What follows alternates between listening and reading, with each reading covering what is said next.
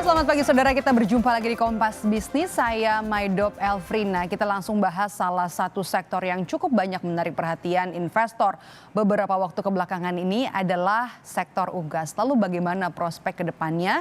Bergabung pagi hari ini di Kompas Bisnis Kepala Riset Pros Capital Alfred Nainggolan. Halo, selamat pagi Bang Alfred, apa kabar? Selamat pagi Maidop, kabar baik. Sehat ya Bang Alfred ya? Sehat. Oke, kita langsung bahas nih Bang Alfred. Kalau secara umum apa-apa aja nih sentimen besar yang pastinya kemudian akan mengikuti pergerakan saham perunggasan ini? Ya, kalau bicara masalah saham perunggasan, sudah pasti bicara masalah stabilitas harga, seperti harga ayam, harga DOC, dan ini yang memang menjadi concern pasar kalau bicara masalah perunggasan. Karena bicara masalah stabilitas harga tersebut cukup sensitif. Karena memang kita tahu bahwa volatilitas untuk harga sendiri untuk di kita di Indonesia relatif cukup volatile untuk harga unggas. Makanya kalau kita lihat dalam 6 bulan terakhir ini pemerintah melakukan intervensi itu dengan mengeluarkan surat edaran untuk tadi menjaga stabilitas perunggasan.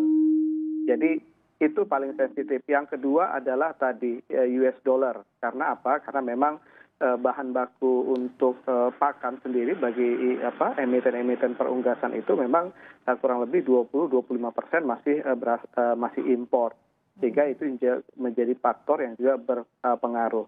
Dan terakhir bicara masalah sektornya adalah bicara masalah demand sendiri.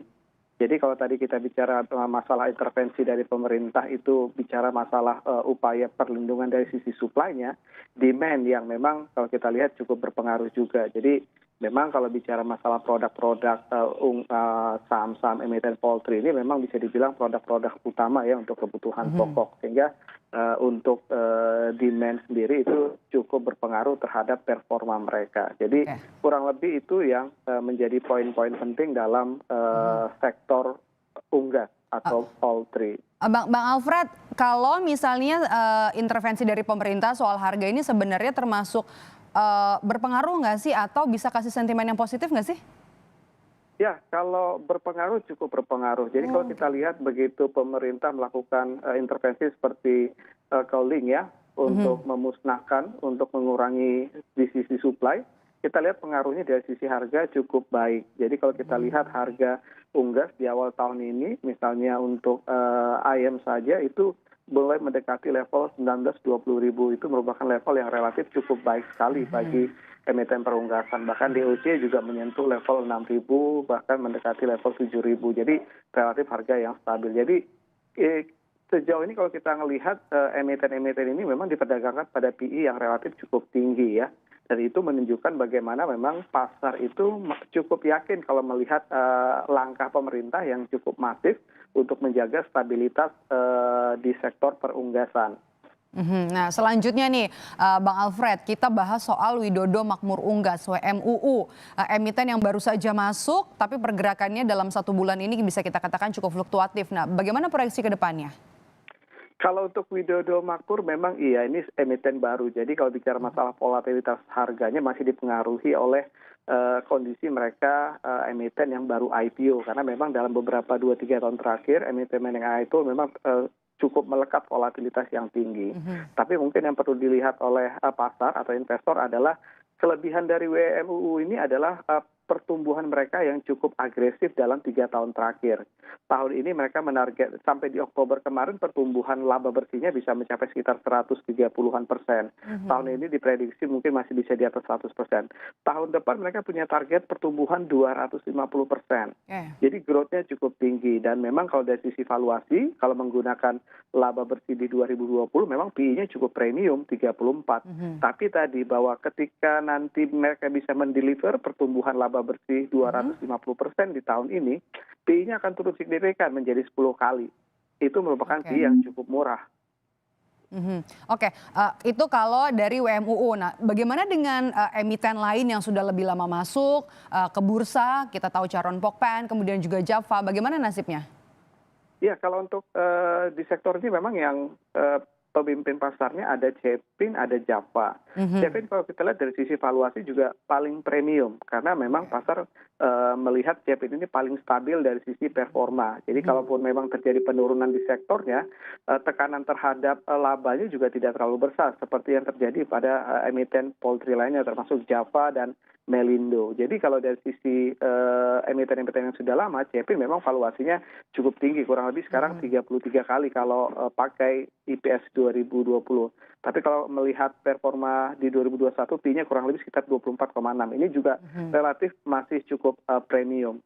Yang kedua ada Java. Java PI-nya kurang lebih sekitar 22. Ini memang karena memang faktor labanya terkoreksi cukup besar di 2020. Tapi kalau pakai menggunakan 2021, PI-nya kurang lebih sekitar 12 kali. Jadi bisa dibilang untuk saat ini PI di 2020 memang cukup premium.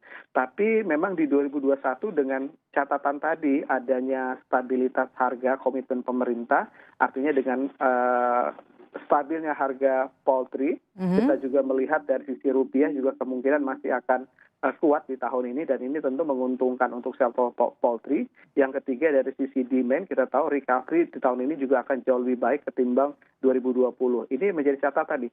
Tahun 2020 di kinerja 9 bulan 2020 untuk keempat emiten poultry kita itu top line-nya hanya turun 5%. Jadi kita bisa melihat bagaimana produk-produk mereka masih cukup kuat. Artinya kalau melihat mentranslate target pertumbuhan ekonomi kita yang bottom line ada di level 4% tahun ini, kemungkinan untuk top line mereka bisa tumbuh cukup signifikan dan biasanya untuk laba bersihnya growth-nya akan eksponensial. Jadi dengan kondisi itu kita melihat pertumbuhan laba tahun ini untuk emiten poultry akan cukup tinggi. Bang Alfred, selain harga premium dan juga kemudian harga komoditas, apalagi yang harus dicermati oleh investor? Ya, yang perlu dicermati investor adalah tadi bicara masalah stabilitas harganya. Jadi memang untuk emiten-emiten ini juga volatilitasnya cukup tinggi. Jadi ini saham-saham seperti ini tidak hanya bagus untuk medium dan long term, tapi untuk trading juga cukup bagus. Tinggal tadi bahwa investor memang harus melihat bahwa volatilitas ini cukup tinggi harga sahamnya, tinggal nanti apakah memang investor cukup senang dengan kategori seperti itu. Kalau dari sisi fundamental dan outlook kita masih cukup yakin bahwa dengan kategori produk-produk yang relatif cukup kuat ya, resiliensi dan juga ketahanannya akan cukup baik. Ini terbukti ketika di 2020 ketika ekonomi kita turun cukup drastis, ternyata untuk top line mereka bisa turun hanya sekitar 5%-an untuk overall emiten poultry yang tercatat di Bursa Efek Indonesia. Jadi jangka panjang oke ya, Bang Alfred? Kalau jangka panjang kita oke sekali, apalagi memang tahun ini betul-betul mereka bisa mendeliver target pertumbuhan mereka. Jadi begitu 2021 mereka mendeliver, nanti kita bisa lihat nanti di Q1, nanti kita bisa lihat di Q2, itu bisa menjadi acuan bahwa untuk tahun ini ketika bisa mendeliver ini saham yang relatif cukup baik, sektor yang cukup baik. Oke, baik, terima kasih sudah bergabung dan juga memberikan informasi pagi hari ini di Kompas Bisnis. Kepala Riset Pros Capital Alfred Nainggolan, sehat terus Bang Alfred.